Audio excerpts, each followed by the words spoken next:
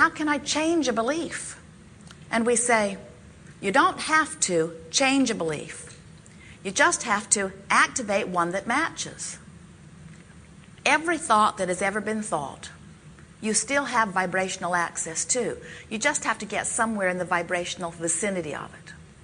There are some of those vibrations that you really want to hook up with, and there are some that you wouldn't touch with a 10-foot pole. In other words, there are some you do not want to be part of your vibrational makeup. And you are the discerner of which is which. As you move through your experience, sometimes when you are very young, or sometimes it could have happened yesterday, sometimes you are exposed to an experience, and we have to say, law of attraction is part of what causes you to be exposed. You could not be exposed to anything that you were not a vibrational match to. But sometimes you are exposed to something that seems small and insignificant, and as you give it your undivided attention, or even a good dose of attention, and you begin to reverberate within it, then law of attraction brings you more. So what happens is, you notice it, you offer a vibration about it. Law of attraction matches your vibration, so now you notice it more. And as you notice it more, you offer even more vibration about it, and law of attraction brings you even more to match it, and then you offer more vibration. And so what happens is, you attract by virtue of your vibration, not knowing that you are doing it, and then you say, see, that's why I believe this. There is evidence all around me to support it. There is fact, or there is history, or there is my own experience. And we say, that is true. But every bit of that fact or history or your own experience is without exception coming in response to your vibrational offering. So you say, well, Abraham, this doesn't seem right. So I come innocently into this environment, and just because I observe stuff, it gets in my vibration, and then I'm sort of stuck there forevermore. And we say, you're stuck there forevermore if you just observe and offer a vibration, but you are not stuck anywhere if you are being deliberate in your choice of thoughts. And if you care at all how you feel, and are willing to let the only thing that matters be that it feels good while you are giving your attention to it, you can easily guide yourself from any place in a very short period of time just by diligently choosing the thought that you want to make active in your vibration. Now, why would you want to choose? Well, because it's your life. It's your connection. It's your moment. It's your moment of feeling good or bad. It's your moment of attraction. Your future experience is based upon it. In other words, everything that you are depends upon your allowing of your connection to Source or your disallowing of connection to Source. Everything that you are living, your vitality, your clarity, your health, your abundance, your relationships, your environment, everything about your life is about the way you manage this juncture between your Source you and the physically conscious, physically focused, human, powerful creator you. And we're wanting you to understand that everybody's doing the best that they know how to do, but this business of activating a vibration is really worth talking about. What do we mean by that? Let's talk about something like dollars. When you think about dollars in your experience, does the subject of dollars feel to you like fun and freedom and expansion? Or does the subject of dollars feel to you like hard work and struggle and uncertainty?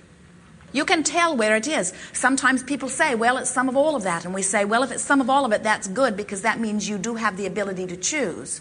But you can tell where your tendency is. You can tell which way you lean, what's more dominant. When you think about your dominant relationship, does it feel like fun and freedom and adventure, or does it feel like bondage and hard work and struggle? You can tell where you are at in that. When you think about your body, does it feel flexible and free and hardy, or does it feel tentative and unbalanced? And do you feel a little vulnerable? You can tell where you have been offering your vibration.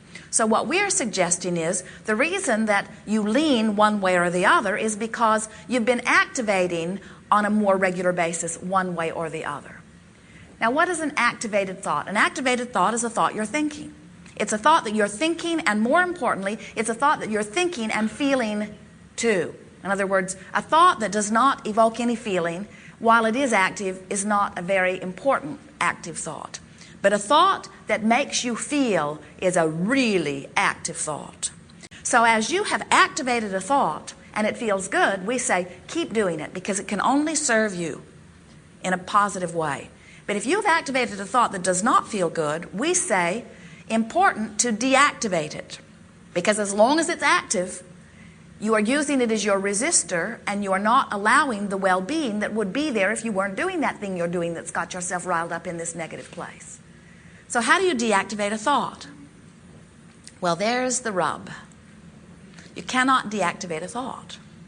Because when you say, I'm going to deactivate that thought, I'm going to deactivate you, you have activated. When you say, I'm not going to think about you, you're thinking about you. So the way you deactivate a thought, even though you can't deactivate a thought, is by activating another thought, by keeping yourself active on thoughts that feel good. When you are trying to sort through thoughts to decide which are the ones worthy of activation, you'll make yourself nutty.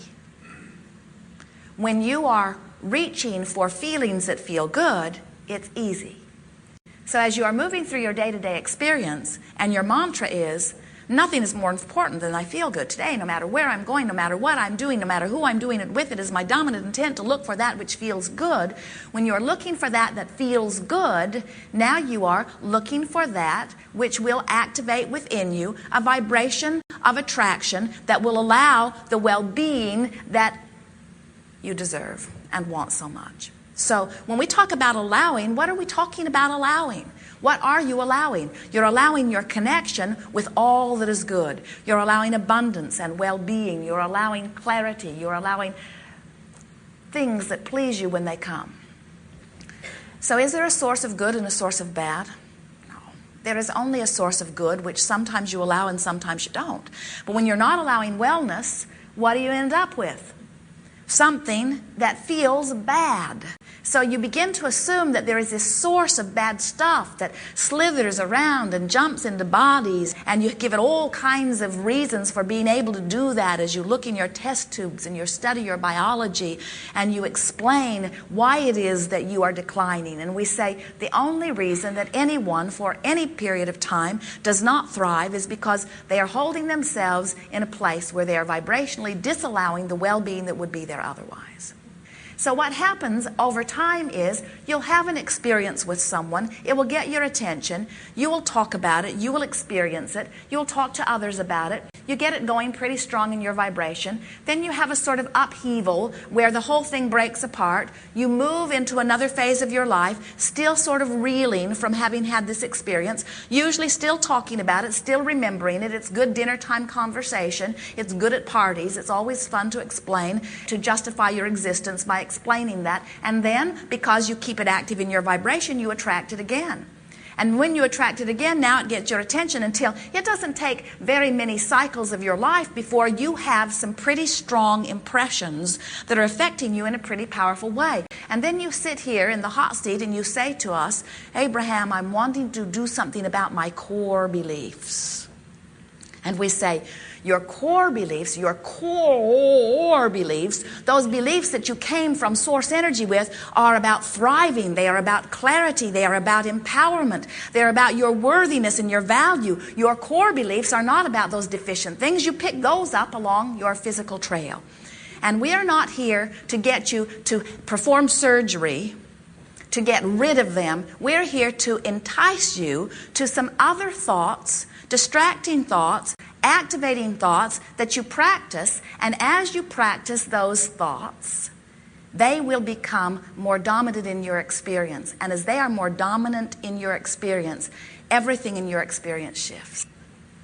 So, we have a new game. We're calling it the game of virtual reality.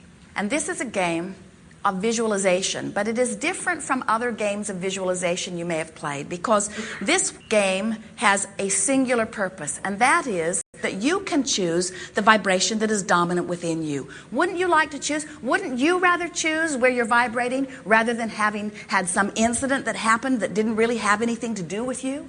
Wouldn't you rather choose your vibration rather than having it be some cultural thing, some economic thing, some global thing, some national thing, some religious thing? Wouldn't you like to choose where your vibration is? So it's a 30-second process where you go somewhere, someplace in your mind that you are pretty sure you will feel good about being. In other words, you think about some pleasant place. You pick a beautiful place that pleases you. Pick the time of year that feels the best, the time of day that feels the best. You pick the way the temperature of the air feels. You choose the way you look, the way you're dressed. And then, as you've chosen all of those things, usually what has happened to you is you've conjured some emotion within you. And as you conjure the emotion within you, then it's helpful to describe what the emotion is. And if you want to bring someone else that you're really sure that you're going to feel really good about having there, then bring them in, describe how they feel, speak briefly to them, and then the scene is over. 30 seconds is really enough because you're wanting to get in, feel good, get out. Get in, feel good, get out. And what happens as you do this again and again and again and again and again is you begin with very little work and much pleasure along the way to choose what vibration is dominant. You choose what vibration is activated until you've chosen it long enough that it becomes dominant.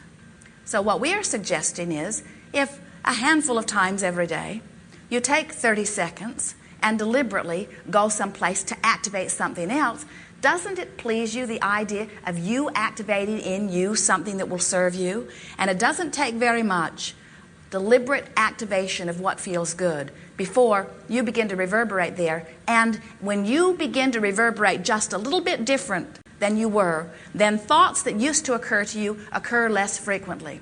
And they do not have the power or the punch that they once did. And before you know it, you are choosing the vibration of your choice and making it dominant. And then you stand clearly in the category that we would call deliberate creator, because you are literally molding the energy. Once you start deliberately activating good feeling things, you're going to be more aware of your activating things that do not feel so good. But it's a very short phase. Before you know it, you'll be saying to others, I'm feeling good most of the time. You know, I had not even thought about that in years and years and years. You know, I can vaguely remember when that was a problem for me, but it is so far behind me, I can't even relate to that anymore. Sometimes you'll be moving through your experience and you'll see someone. Already you are recognizing some of this, aren't you? You'll be moving through your experience. You'll see something that at one time was a big deal to you that is not a big thing at all to you because you've shifted your point of attraction so dramatically. So, we are eager to visit with you about anything that is important to you. There is no order of business here in the sense that anything is off limits, but you will discover a very nice unfolding, as sometimes those who come before you will have laid a very nice basis for that which you are wanting to talk about. We are eager to visit with you. We really are not going to spend a lot of time talking about your issue. Because if we talk about your issue, all we do is a sort of reverse virtual reality.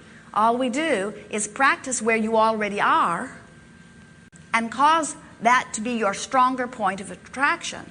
And what this gathering is about shifting vibration to put you in the place of allowing what you really want and what you really deserve. Esther took 10 years of piano lessons and did 100% of her practicing at the lesson. She had a very nice teacher. They had fun together. And Esther can play a pretty tune today. We're encouraging that you practice beyond the lesson. We're encouraging that you make this a sort of lifestyle change where every chance you get, you ponder a little. Someone said to us not long ago, Abraham, I have a hard time visualizing. And we say, can you remember? Well, what do you mean? We said, do you know where your car is? Do you remember where you put it? And he said, oh, yes, I know where it is. And we said, you're visualizing, you know, because you're not looking at where it is. You're remembering where it is. Do you remember where your bed is? Your house? Can you identify your neighborhood? Could you draw a map home? In other words, you are much better at visualizing than you think. And as you play the game of conjuring thought with the singular intent of feeling good, you are going to be amazed at the remarkable influence your own mind control has upon your own vibration and your own point of attraction. Everything will begin shifting powerfully. You are fine-tuners. We may be making much too much of all of this.